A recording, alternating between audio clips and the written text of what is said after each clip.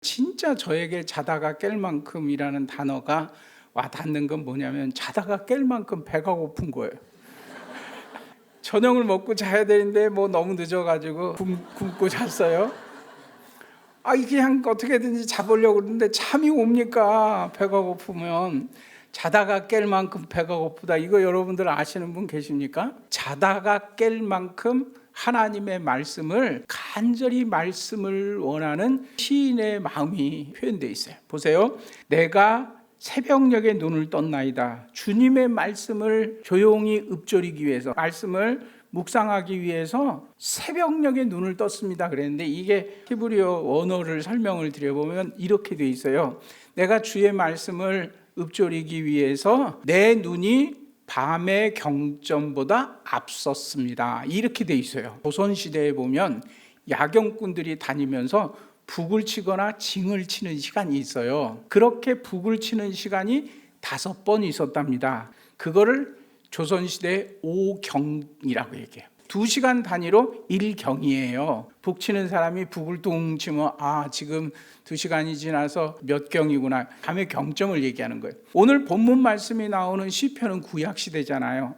구약시대는 4시간을 한 경으로 삼았습니다. 밤의 경점보다 내 눈이 앞섰습니다라는 말은 새벽 2시 경점이 오기 전에 내 눈은 이미 깨어 하나님의 말씀을 사모하는 마음으로 말씀을 보게 되는 거예요. 단순히 그냥 새벽에 일찍 일어나서 말씀을 봤다 이런 얘기가 아니고, 잠자다가 깰 만큼 하나님의 말씀이 너무너무 그립고 사모하고 보고 싶었다는 거예요. 여러분들에게 이런 말씀에 간절함, 기대함, 사모함이 있습니까? 보라 날이 이르리니 내가 기근을 땅에 보낼 것인데 양식이 없어 주림이 아니요 물이 없어 가람이 아니라 여호와의 말씀을 듣지 못할 기갈이 올 것이다. 사실 요즘은 우리가 말씀의 홍수 속에서 삶을 살아가고 있어요. 그런데 그 말씀이 내 영의 양식이 되질 않는 거예요.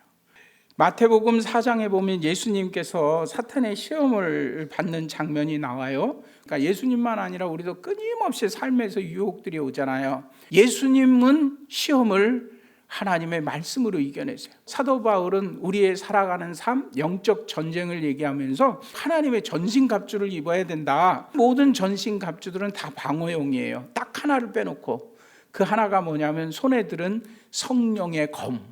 근데 이 성령의 검을 뭐라 그랬습니까? 곧 하나님의 말씀을 들으라, 이렇게 얘기했어요.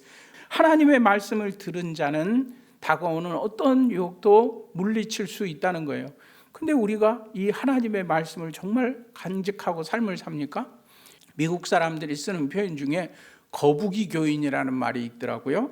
거북이가요 500일을 먹지 않고 살아도 안 죽는데요. 거북이 교인 500일을 하나님의 말씀을 영적으로 먹지 않고도 교인이라고 다 폼잡고 살아가는 사람을 거북이 교인이라고 그런대요. 하나님의 말씀을 먹지 않고 우리의 영혼이 굶주리면 어디서 에너지를 얻어 악한 대적들을 이겨내고 살아갈 수 있습니까? 시편 119편의 압축편 시편 19편 7절 말씀 보세요. 여호와의 율법은 완전하여 영혼을 소성시키며, 여기 소성이라는 말은 생기를 북돋아 준다는 거예요.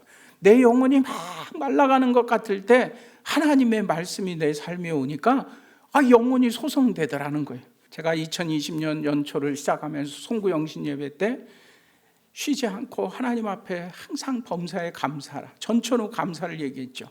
전천후 감사하는 삶을 살려면 쉬지 않고 기도해야 됩니다. 전천후 기도. 그리고 전천후 기도하고 전천후 감사하는 삶을 사는 그 힘과 원동력은 내 속에 예수 그리스도의 영이 임하는 것이고, 그것은 바로 이 하나님의 말씀을 통해 우리에게 주어지는 선물입니다. 여러분들이 올 한 해 모두 선한 일을 힘써서 할 수 있는 그 에너지와 원동력과 힘은 하나님의 말씀으로부터 주어진다는 것을 기억하고, 자다가 깰 만큼 사모함으로 하나님의 말씀을 가까이 하는 한 해가 되시기를 간절히 원합니다.